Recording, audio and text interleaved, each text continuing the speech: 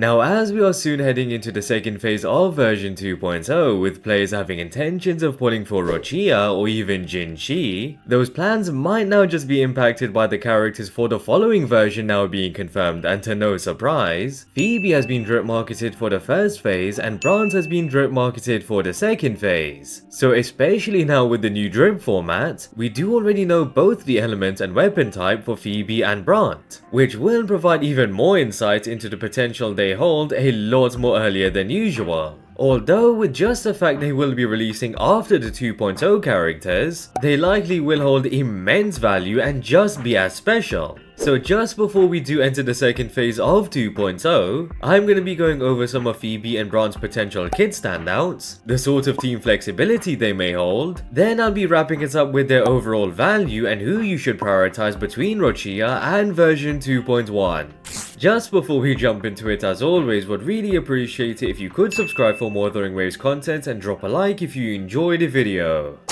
Now I'll be kicking this off with Phoebe's kit standouts, as she is going to be the first character of 2.1. First and foremost, don't be deceived by that innocent smile, since she does have potential to be an insane damage dealer and to possibly rival Jinxi. As it has been confirmed, Phoebe will be a Spectra character and utilizes a rectifier. But that was pretty obvious based on the simple fact that she is an acolyte. With that being said, given Phoebe is going to be our third Spectra rectifier character, it could only mean that she will be a DPS character rather than a support. Even more so when taking a look at our brand new echo sets that dropped within 2.0, we do have a new Spectra echo set, Eternal Radiance, which is tailor-made for damage dealers. Given the 2-piece effect provides 10% Spectral damage bonus, and with the 5-piece effect, when inflicting enemies with the Spectral debuff Spectral Frazzle, the character is able to receive a 20% crit rate boost and an additional 15% Spectral damage bonus lasting for 15 seconds. As of now, only Spectral Rover is capable of utilizing this set, as they are able to inflict Spectral Frazzle through their abilities, which in short is a damage over time mechanic, and the more stacks of Spectral Frazzle you apply to an enemy, the more damage will be dealt. So given how much potential Dot has and the fact that Spectral Rover only has access to it, it would be fair to believe that Phoebe will be the next character with the ability to utilize Spectral Frazzle, and without a doubt, will be able to take it up to the next level in terms of DPS. Therefore, the Eternal Radiance set will be a set that Phoebe can utilize just as much as Spectral Rover does, allowing for her to be either a powerful main DPS or sub DPS.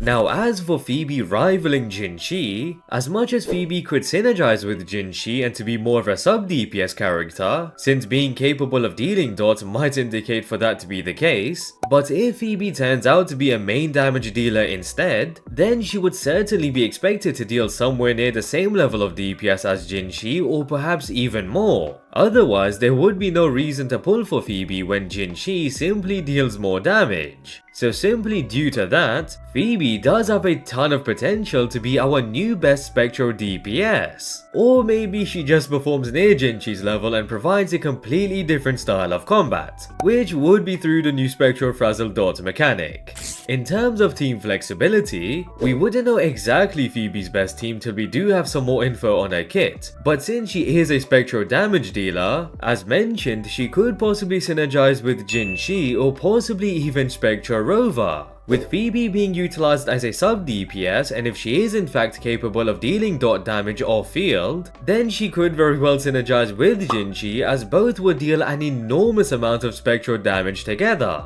Of course, it would be even better if Phoebe was able to also deal coordinated attacks and amplify resonant skill damage bonus, since then she would contend with Zhezhi and could replace her as Jinxi's best sub DPS. But even if it was to just deal dot damage, the fact that Phoebe will potentially deal massive amounts of damage might compensate for Jinxi's slow rates of obtaining stacks of incandescence, which means Phoebe does have some potential to synergize with Jinxi. On the other hand, if Phoebe is utilized more as a main damage dealer, she could synergize with Spectral Rover since both would be able to ensure 100% uptime of Spectral Frazzle. Spectral Rover is able to inflict 2 Spectral Frazzles through their Forte attack and 6 through their Liberation. So considering there's a max of 10 that can be stacked onto an enemy, both Phoebe and Spectral Rover should be capable of comfortably inflicting and keeping the stacks up in order to deal significant damage.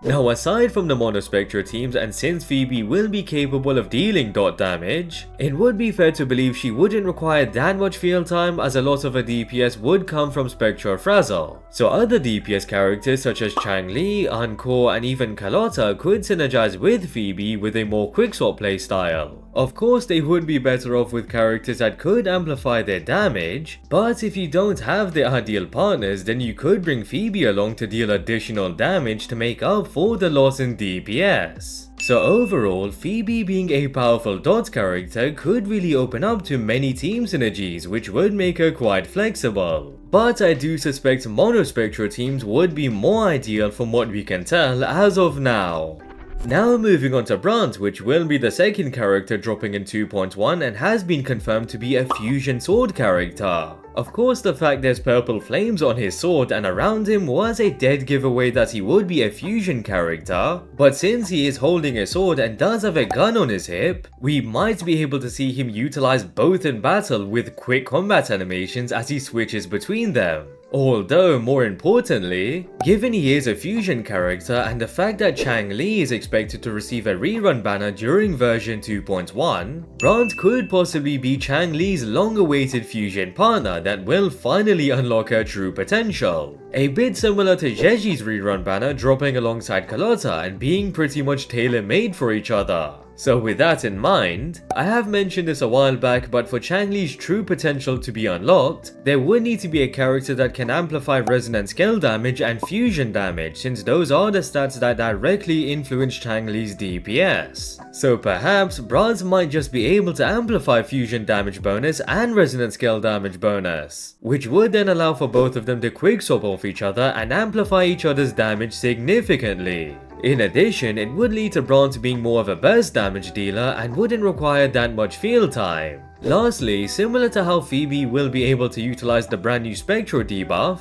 it would be fair to believe that Brant would then be capable of utilizing the new fusion debuff known as Fusion Burst, which allows for fusion stacks to be inflicted onto an enemy, and once reaching 10 stacks, a fusion burst of damage will be dealt to the enemy. As of now, there is no fusion character in the game that is capable of inflicting fusion burst stacks, which pretty much guarantees the fact that Brant would be the first to be able to do so. So with that taken into consideration, Brant will not only have insane supportive capabilities by amplifying fusion damage bonus and resonant skill damage bonus, but will also be capable of dealing exceptional burst damage. So as I have iterated a few times, when it comes to Brant's team flexibility, there wouldn't be anyone better to pair with him than Changli. Given Brant would be amplifying fusion damage bonus by 20% and resonant skill damage bonus by 25%, whereas Changli would amplify fusion damage by 20% and liberation damage by 25%. Even if Brant doesn't necessarily specialize in dealing liberation damage through multiple abilities, the liberation itself will be able to deal a lot more damage with a 25% amplification. So again, Changli is likely going to be perfect for Brant just as he would for Changli, allowing these two to synergize extremely well together. Though aside from Changli, purely due to the fact that Brant is able to amplify fusion damage bonus, it would allow him to be just as flexible as Changli in team building, as he would then synergize with other fusion characters such as Encore and Xia and would be able to allow them to deal much more damage. Additionally, if he is able to amplify resonant skill damage, it would then allow him to synergize with Jinxin, Danjin and even Carlotta, which all do specialize in dealing lots of resonant skill damage. Of course, they all do have better partners to pair up with, but if you don't have their optimal partner, then Brant would be a great replacement. So overall, Brant's team flexibility could be just as good as Changli's long term. But as of now, since there's more characters that specialize in dealing resonant skill damage than liberation damage, it means he is currently more flexible and might fit into more teams, which makes him a great investment for the current meta as well as the future. Now, when considering the banners of the second phase in 2.0 and version 2.1, there's really a lot of choice for players, especially when considering rerun banners. Since for 2.0 you will have Roccia alongside Jinxi's rerun, and in 2.1, it is expected to see the return of both the Shorekeeper and Changli alongside Phoebe and Brant, given those are the two only characters left to receive a rerun that released before Camellia. However, just focusing on the Renacita characters for now, and in terms of longevity, depending on whether Brant is in fact able to amplify fusion damage bonus and resonant skill damage bonus, it could mean he will have near enough the same amount of long-term value as Roccia, which does have immense long-term value due to amplifying both havoc damage and basic attack damage. Although, since we do know for a fact that Roccia's ultimate provides an additional 200 attack alongside being able to crowd control through multiple abilities, it allows it to be stacked with value, and as of now would provide more of a long-term investment for your account, since we aren't really certain what else Brant is capable of. Later on, when more info has been confirmed on Brant's kit, it could definitely spin the other way and Brant might provide more long-term value. But either way, both of them being able to amplify two different damage bonuses would be amazing for your account. With Phoebe in specific, she does have potential to also be a great sub DPS character since she can deal dot damage, so she certainly could have solid long-term investment like Roccia and Brant. But since there's a chance she could end up being a main DPS and slightly weaker than Jinxin, then of course you would have the least value. Of course, the opposite may occur as she turns out to be even stronger than Jinxin, but for something as outrageous as that to happen, we will just need to wait and see. Now, just as important as the longevity of Roccia, Phoebe and Brant would be, it is also just as important to consider your own account. Since if you don't have Camellia, which is Roccia's best in slot main DPS, then Roccia will lose a lot of value for your account. As for Phoebe, if you do ultimately require a Spectral DPS since you don't have Jinxin, then Phoebe would be a great character to pick up. But she might also require some Spectral synergy, and so if you can't provide her that, then she will lose some value. Then with Brant, if you don't have Changli, he could be less enjoyable to play with and perhaps might need her to not feel clunky. So you should definitely see which one of these three characters, or maybe more than one, would be ideal for your account, and specifically, who would they be able to synergize with? And with that, I hope you guys enjoyed the video. I'd really appreciate it if you could subscribe for more WutheringWaves content, and if you enjoyed the video, drop a like. Also, drop a comment down below on which of these Renacita characters will you be prioritizing, or will you be skipping for rerun banners instead? And yeah, hope to catch you guys later.